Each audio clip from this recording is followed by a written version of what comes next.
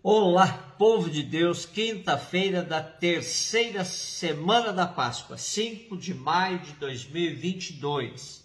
Nossa reflexão de hoje é a partir de Atos 8, 26, 40 e João 6, 44 e 51. Naqueles dias, um anjo do Senhor falou a Filipe dizendo: prepara-te e vai para o sul no caminho que desce de Jerusalém a Gaza. O caminho é deserto.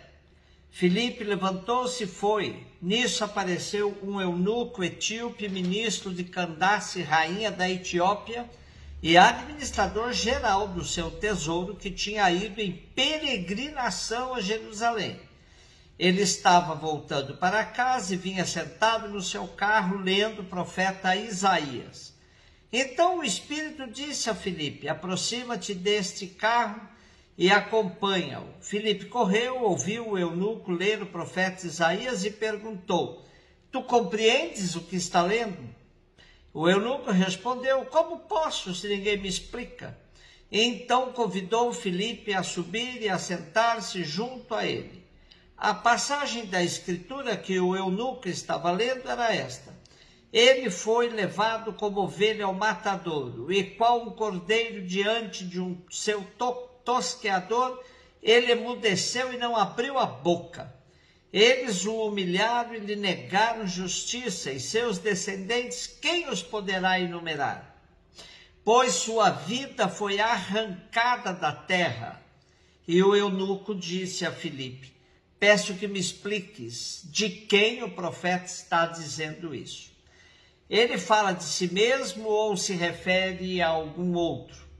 Então Filipe começou a falar e, partindo dessa passagem da Escritura, anunciou Jesus ao eunuco.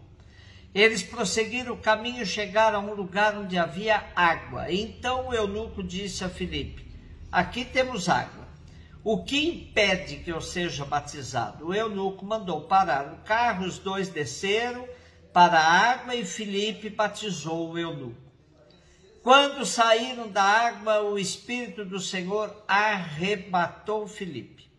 O eunuco não o viu mais e prosseguiu sua viagem cheio de alegria. Filipe foi parar em Azoto e, passando adiante, evangelizava todas as cidades até chegar a Cesareia. Sabemos que Lucas recolheu material sobre Jesus para escrever o Evangelho e sobre as primeiras comunidades para elaborar os Atos dos Apóstolos.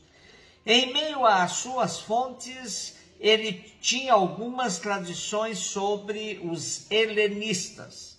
No capítulo 6, ele mostrou a escolha de 7 helenistas para cuidar da administração das comunidades deles. Depois mostrou o martírio de Estevão e em seguida dá um destaque a Filipe. A prática dos helenistas é a de missionários peregrinos que, após o anúncio da Boa Nova, batizavam os prosélitos. Lucas também destaca que o Espírito é o protagonista da missão, pois é ele quem inspirou Filipe a acompanhar o carro do etíope. Esse material sobre os helenistas foi usado por Lucas para fazer a transição entre Jerusalém e o ministério de Paulo. Assim fica explicada a continuidade. Filipe age movido pelo Espírito e cumpre a vontade de Deus, deixando claro que nada é de sua iniciativa. Antes de Paulo, portanto, os helenistas já batizavam pagãos. Com isso, estava aberta a evangelização das nações. Etiópia também tem sua significação na época, junto aos gregos, que a tinham em conta como toda a África negra. Na Bíblia, a Etiópia era bem conhecida. Em Isaías, temos que o povo dos etíopes era tido por forte e poderoso. Era também o povo de longe, a terra remota, correspondia exatamente ao conceito de confins do mundo, pois os profetas e também os gregos a tinham como a extremidade da terra. Na redação de Lucas, o batismo do ministro negro da rainha Candace, imposto pelo Espírito Santo, foi a primeira legitimação da missão de Paulo no meio dos gentios. Já antes de Pedro, Filipe tinha sido conduzido por Deus para receber um membro destacado das nações pagãs. O etíope era rico e influente e assim conseguiu comprar um exemplar da Bíblia em Jerusalém, certamente uma Bíblia grega. Esse dado é importante para mostrar que ele era um adorador de Deus, que foi a Jerusalém e que Filipe é apenas instrumento a serviço do Espírito. Estamos, portanto, num cristianismo carismático ou profético, no qual as iniciativas pertencem ao Espírito, o que quer dizer que cada missionário é autônomo e percorre os lugares sem ordem pré-estabelecida. Como posso se ninguém me explica? O que impede que eu seja batizado? As duas perguntas do etíope revelam um modelo catequético dos primeiros. Explicar as Escrituras e, uma vez aceita, nada impede que o convertido seja batizado. João 6, 44, 51, disse Jesus à multidão: ninguém pode vir a mim se o Pai que me enviou não o atrai, e eu o ressuscitarei no último dia. Está escrito nos profetas: todos serão discípulos de Deus. Ora, todo aquele que escutou o Pai e por ele foi instruído, vem a mim. Não que alguém já tenha visto o Pai, só aquele que vem de junto de Deus viu o Pai.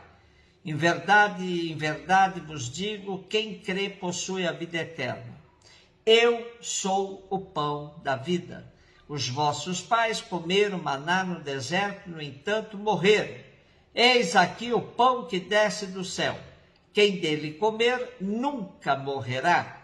Eu sou o pão vivo descido do céu. Quem comer deste pão viverá eternamente. E o pão que eu darei é a minha carne dada para a vida do mundo. E o Rancones nos ajuda a desdobrar esse texto. Diz assim: se alguém vai a Jesus e a ele adere é porque o Pai o atrai, e Jesus no fim o ressuscitará. Quando isto acontece, realiza-se a palavra da Escritura: todos se tornarão discípulos de Deus. Quem escuta Deus e dele aprende, vai a Jesus. Discípulo de Deus não significa que tenha visto Deus. Só Jesus, que vem de junto do Pai, é que viu o Pai. Jesus conclui dizendo que o que nele crê tem a vida eterna. Ele é o pão da vida. Retoma o desafio que os judeus lhe apresentaram no início da conversa. Os pais de vocês comeram o maná no deserto, mas morreram. Jesus é o pão que desce do céu para que não morra quem dele comer. Eu sou o pão vivo que desce do céu. Ele não apenas dá a vida, ele a tem em si mesmo. Quem comer deste pão viverá para sempre. O pão que eu vou dar é a minha carne para a vida do mundo. Agora não se trata mais do pão que o Pai dá, mas do pão que Jesus dá, sua carne, sua vida humana, da qual ele vai se despojar para que o mundo tenha vida. Aí, o pão de que Jesus falava significava sua mensagem a respeito do Pai. Agora é focalizado seu ato central, o dom de sua vida, sangue e carne, na cruz. Ora, exatamente nesse momento, Jesus será mais do que nunca mensagem e palavra do Pai. Por isso, podemos afirmar com transparência que nossa fé é cristológica, isto é, centrada em Jesus Cristo. A Ele nós vamos movidos pelo Espírito e por Ele chegamos ao Pai. Em Jesus temos a explicação última de nossa fé. Um beijo no seu coração.